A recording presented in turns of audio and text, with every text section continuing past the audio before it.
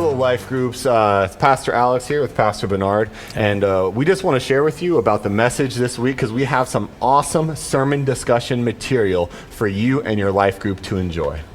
So this weekend, Pastor Bernard preached a great message, and I don't know if you were in service, hopefully you were, but he talked a lot about in the theme that the Spirit of God lives in you and what that means applied in our everyday life. And in this weekend, the message was all about what it means to offer your whole life as a living sacrifice to God. Your whole body, everything that God has given you, your gifts, your talents, your successes, even your failures, every part of you, your time, your emotion, what does it mean to offer that to God to be used? Because really, we've been given an incredible gift by God in this life.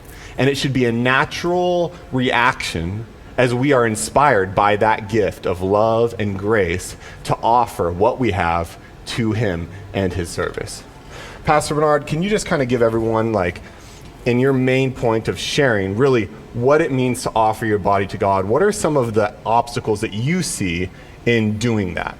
Yeah, I just feel like we don't really understand the riches and the grace of God that He's given to us. And so, because everything, if I'm going to offer myself to God, it's a response of what my understanding of what He's done for me. That's what Paul says in Romans 12:1. He says, I'm pleading with you, offer your bodies to God because of all that He has done for you. We make it about what we do for God, but that's not the gospel. The gospel is everything that God has done for you.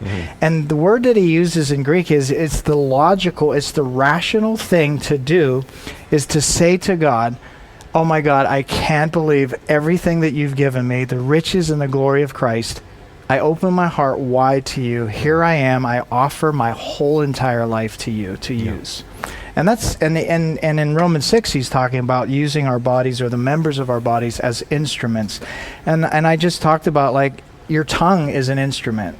And you can speak life into people and encourage people, or you can use that same tongue to gossip and slander against people. But it's offering that to God and saying, God, here I am. And that's something that you and I, actually, that's our response. That's a daily response. Right? I can't, like, do that today and it'll last for 3 years. I wish it could.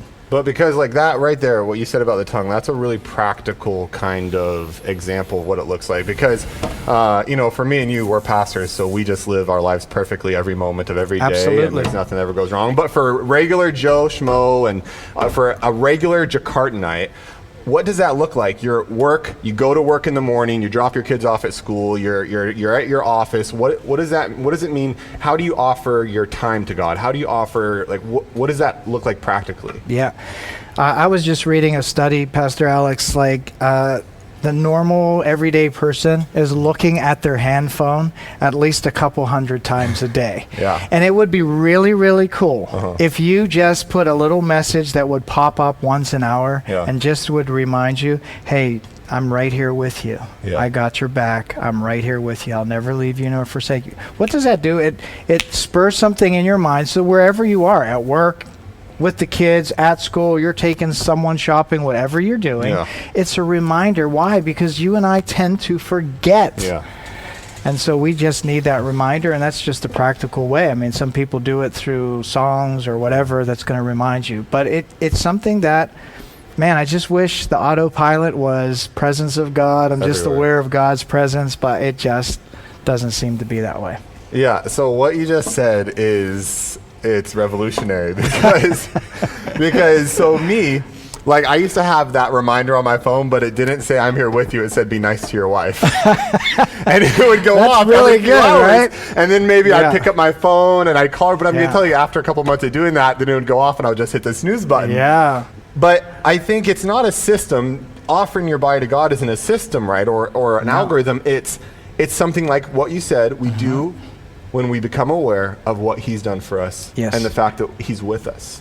So reminding yourself to do something better or do something nice isn't the answer. It's not the answer. It's reminding yourself of everything that God has done for you and that He's with you today. Right now.